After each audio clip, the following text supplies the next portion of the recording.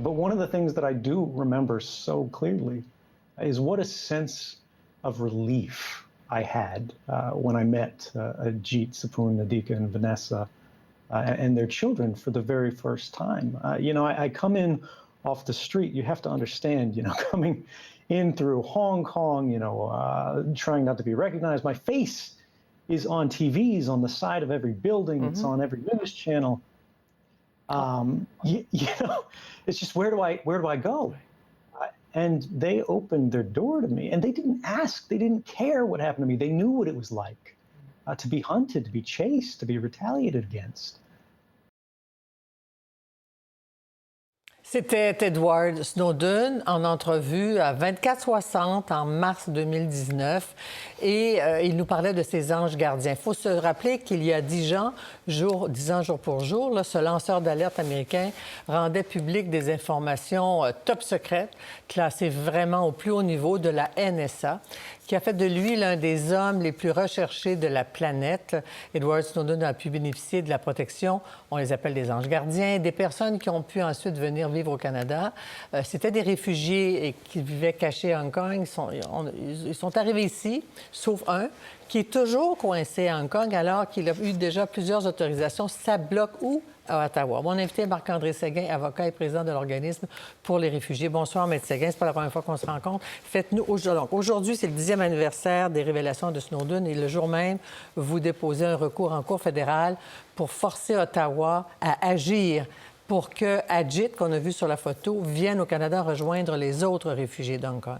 Effectivement, c'est une date aujourd'hui qui est non seulement symbolique, mais d'abord et avant tout, c'est un geste qui est devenu nécessaire. Ce qu'il faut comprendre, c'est que, oui, ça fait 10 ans bientôt que Ajit et Edward Snowden se rencontraient pour la première fois. Ça fait bientôt 7 ans qu'on a demandé, qu'Ajit a demandé la protection du Canada en tant que réfugié pour venir s'installer ici et enfin trouver la sécurité. Ça fait 20 ans qu'il a fui son pays natal, le Sri Lanka. Ça fait 4 ans et demi que le gouvernement fédéral a reconnu qu'il répondait aux critères du statut de réfugié et ça fait 3 semaines que le gouvernement du Québec lui a émis un certificat de sélection et a renouvelé son autorisation à notre organisme pour le parrainer privément. Pourquoi ça bloque maintenant? On ne le sait pas, mais ce qu'on sait, c'est que le Bureau canadien des visas, qui a demandé au ministère québécois d'émettre un certificat de sélection, s'entête à poursuivre une évaluation de sécurité qui traîne depuis 73 mois. C'est inexplicable et c'est ignoble. Qu'est-ce qu'on craint d'Ajit? Parce que c'est un ancien soldat au Sri Lanka. Il a été détenu, torturé aussi là-bas. Et si Hong Kong déporte des réfugiés ou des demandeurs, et là, ils sont soumis, il reste la peine de mort s'il est déporté. C'est ce que le Canada lui-même a dit dans ses notes qui ont été signées en janvier 2019 dans le dossier d'Ajit. On reconnaît le risque auquel Ajit va faire face, le risque de peine de mort s'il est retourné au Sri Lanka après 20 ans de s'être enfui de ce pays, d'avoir fui le pays en tant que déserteur de l'armée. On ne sait pas pourquoi le Canada traîne dans ses vérifications d'antécédents dans le cas d'Ajit. Ce qu'on sait, c'est que... Pourtant, il a le statut de réfugié. On reconnaît le statut de réfugié. On reconnaît qu'il répond aux critères du statut. On refuse toujours de lui émettre le visa parce qu'on clame, sans plus de précision, que des vérifications sont toujours en cours. Ce qui est assez surprenant ici, l'unique chose qu'on peut spéculer à l'heure actuelle, c'est qu'on dit qu'il est... on peut présumer que c'est parce qu'il a été dans l'armée sri-lankaise dans les années 90, mais c'est non seulement... Ce qui est central à sa demande de réfugié est devenu un frein, parce que, oui, il était dans l'armée, mais il a subi des violences sexuelles, il a été torturé, il a été emprisonné, il y a eu une tentative d'exécution. Il a fui le Sri Lanka à cause de ça. C'est le moteur derrière sa demande et aujourd'hui, c'est devenu le frein. Alors, ces gens-là vivaient là, très pauvrement, très modestement à Hong Kong. Ils ont aidé Snowden avant qu'il ne se retrouve en Russie, où il est maintenant, je pense, même un résident russe. On aimerait ça avoir des nouvelles de lui, comment il vit avec ce régime, alors que lui défend la liberté de presse, Snowden. Là. Dans quel état est-il, Ajit? État de santé, état psychologique, état...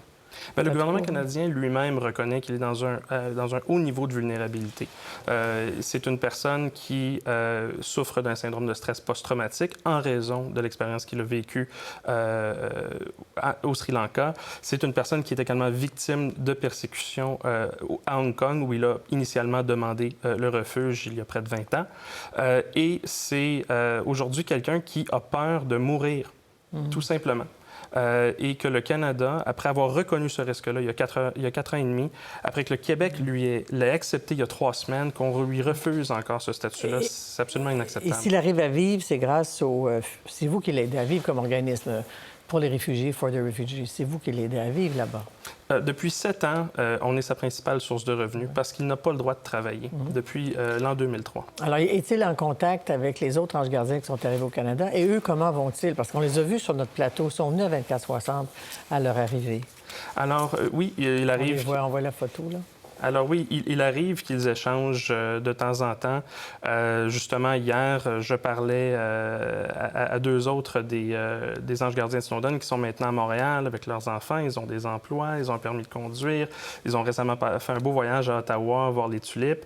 Il s'agit de familles qui s'intègrent très bien dans la société québécoise. Les enfants parlent un français, mais alors là, vraiment impressionnant depuis leur arrivée. Ils passeraient à la dictée de M. Drainville, passez-moi l'expression. Non, c'est-à-dire qu'ils apprennent vite le français. Oui. Ils sont certainement sur la bonne voie pour y arriver. Donc, on voit que ce sont des gens qui ont fait preuve d'une grande résilience et d'une capacité d'adaptation. On les voit à leur arrivée, là, justement. Accompagné de Maître Thibault, qui est un avocat qui pratiquait à Hong Kong, mais qui était lui-même la cible de persécution, je pense, à Hong Kong. Quelle est la suite maintenant? Il reste combien de temps avant que la requête soit entendue de Mandamus? Bien, alors, ce qu'on compte faire, c'est justement demander d'être urgemment entendu par la Cour fédérale. Mais encore là, c'est encore une question de délai. La Cour fédérale, à l'heure actuelle, prend beaucoup de temps à rendre des décisions. Donc, on espère pour le mieux. Est-ce que ça se peut que le recours freine une décision ou vous voulez que ça l'accélère? On veut que ça l'accélère. On ne l'aurait pas fait autrement. D'accord. Alors, tenez-nous au courant, Maître Séguin. Avez-vous des nouvelles de Snowdon, des fois? Écoutez, les communications sont toujours complexes. On lui souhaite ce qu'il y a de mieux. Merci. Merci. Pour voir nos émissions en entier, rendez-vous sur la chaîne ICI RDI.